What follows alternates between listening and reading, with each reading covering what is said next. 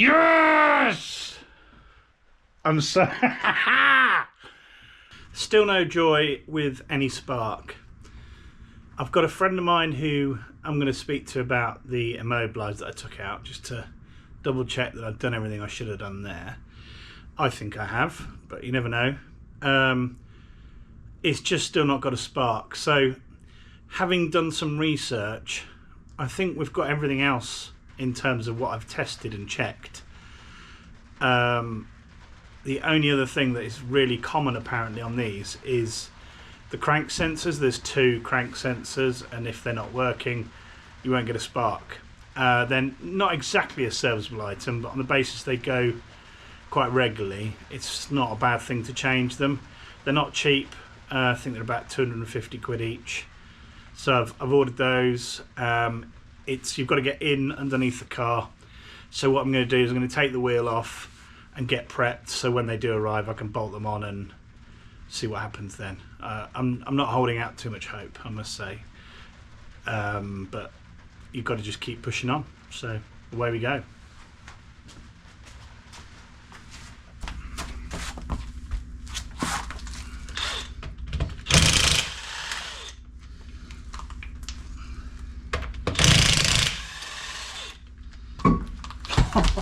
Okay, let's get the light on it, see what's going on.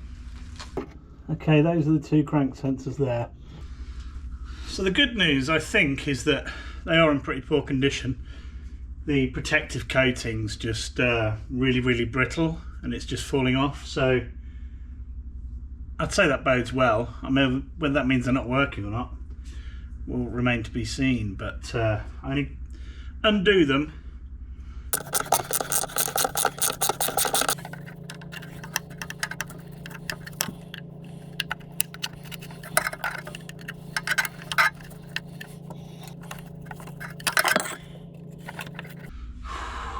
It's not good.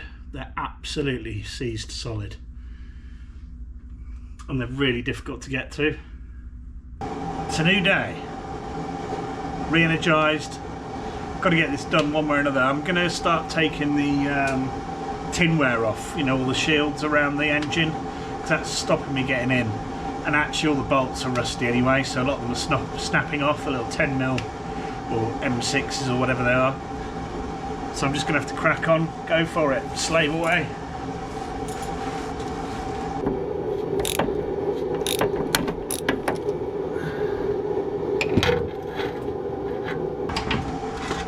And another one. I think I'm pretty much out of ideas on this. There is one thing I can do, which is the 2 crank sensors are mounted on a bracket. I think I should be able to get the bracket off, which is the obvious thing to do now, but the problem with doing that is the bracket's set in a particular place, so the sensors are then 5mm or something like that. There's an exact setting, and I think really you need the engine out to be able to do that setting properly. I have seen a few ways you can do it online, but it's a bit hit and miss. So that's my last resort. We'll see.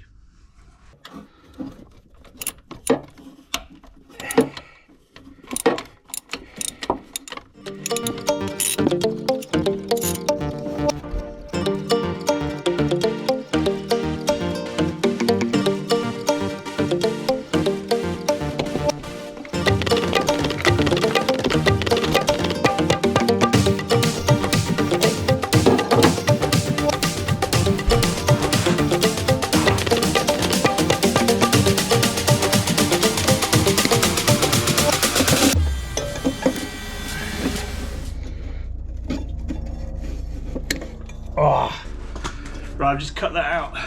There's the piece. I've cut one wire long, one short, so then when I take the top end out, I'll be able to know which wire's which. So hopefully I'll put it back in the right way. Who knows if they work or not. Right, I've cleaned these up. There are some scratches on the end of this one, and I believe, and there's, I don't know whether that's damage or not, but so what I've been told is that if there's any scratches, that will cause a fault, so it's worth replacing anyway. At least it rules one thing out. So I'm going to try and get these bolts out now. Might be easier on the bench. See how I get on.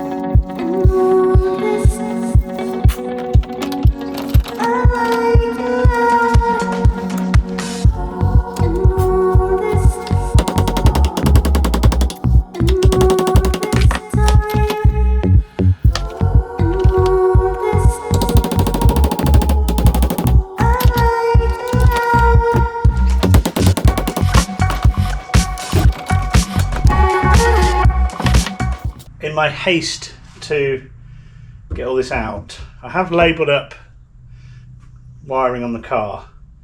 I know which one of these should have been connected to which wire, but I don't know now because I've taken these out without noting it. I don't know which one's top and bottom.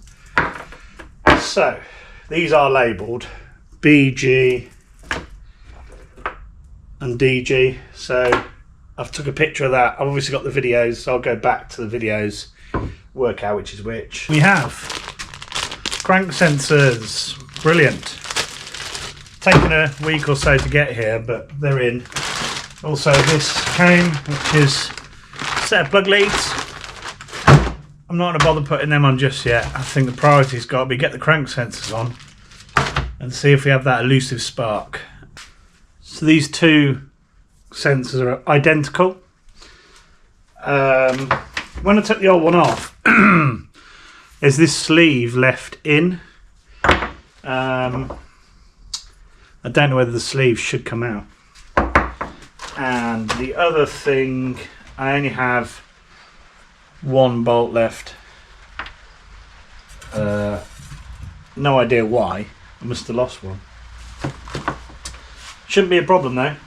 I have lots of bolts.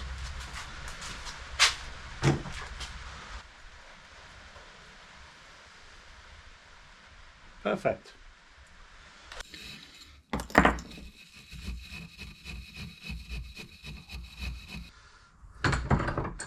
Okay, so this bit stays in.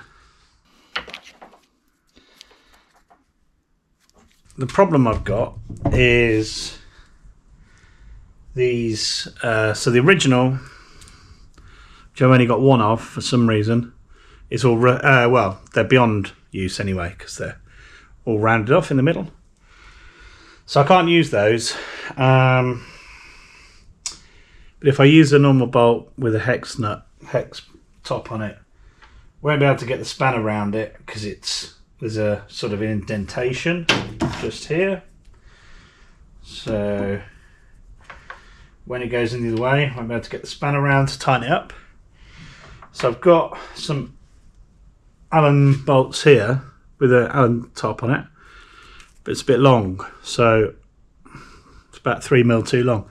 So I'm going to try just gently go in, and then worst case I'll have to cut this down a bit, which isn't ideal, but it's a solution.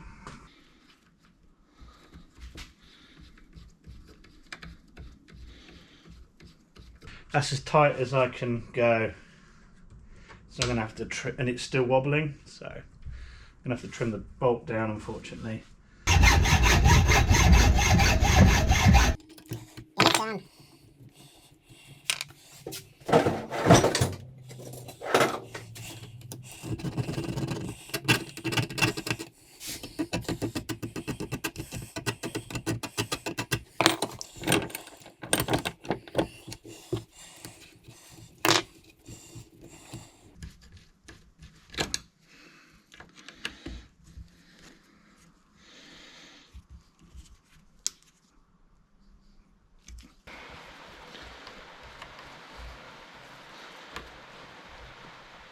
found some adjustment,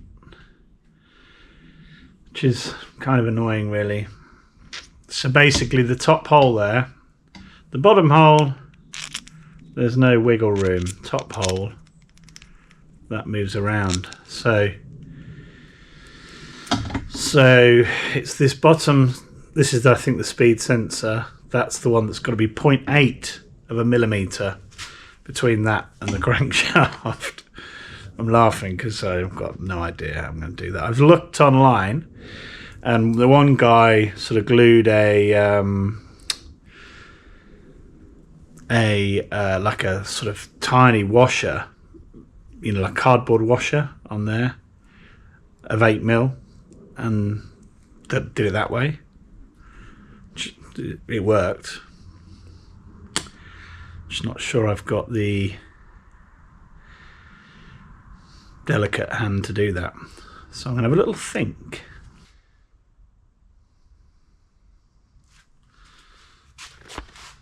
Bit of cardboard is, again, it's not digital, but it's definitely slightly less than 1mm. So I guess I could put it in, put that, stick that on the end, put the bracket in, tighten the bracket up, take the sensor out, remove the bit of cardboard, and hey presto. Might try that.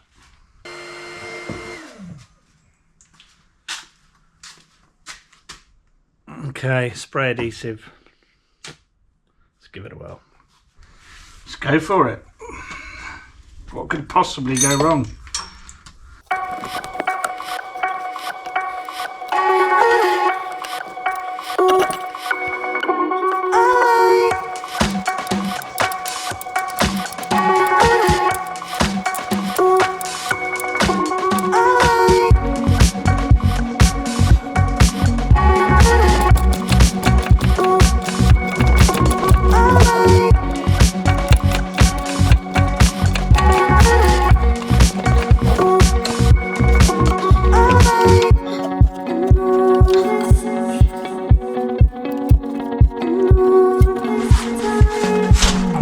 Get the end off now. Oh man, that was in, so it's in. That wasn't easy. So I've now got these two cables. I've got to label the top, well, label them so I know which is which. Then feed it through. There was a rubber bung. I've pushed the rubber bung out. Feed it through there and go from there. I'm not going to go to the rigmarole of replacing the rubber bung right now, because if it doesn't work, I don't know what I'll do. Probably cry for a bit. The top goes to the top according to my videos and my pictures. That to that.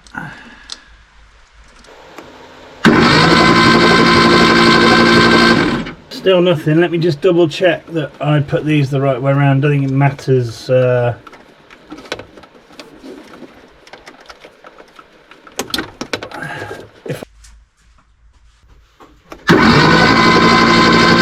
Yes! I'm so I'm excited. Can't believe it. Let's start putting this thing back together, because I want to go outside, even though yes, it's raining. Who cares? Let's do it. I've calmed down a bit now. I'm going to put some fuel in it, turn it over, get the fuel sort of pumped in. I'm going to I've checked all the spark plugs, the sparks off all of them, which is great, but I'm going to change the plug leads, the distributor cap and the distributor arm, because it just seems the obvious thing to do right now. So I'm going to get some fuel in it first.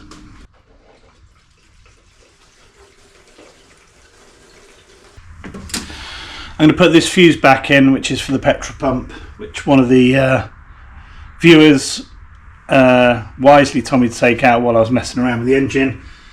So we'll put that back in.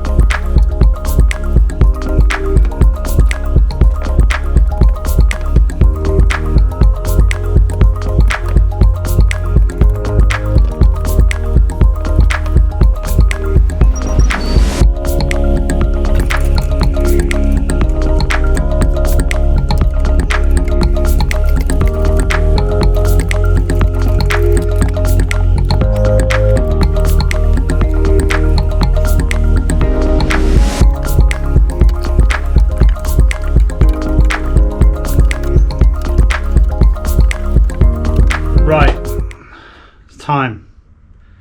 Let's see if it starts.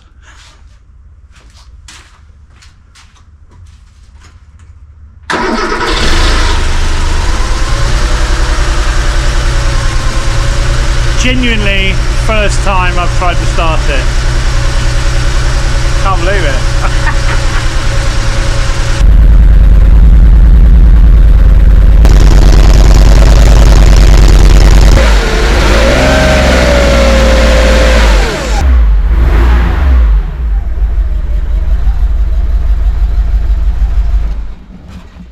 Okay, so that's a wrap.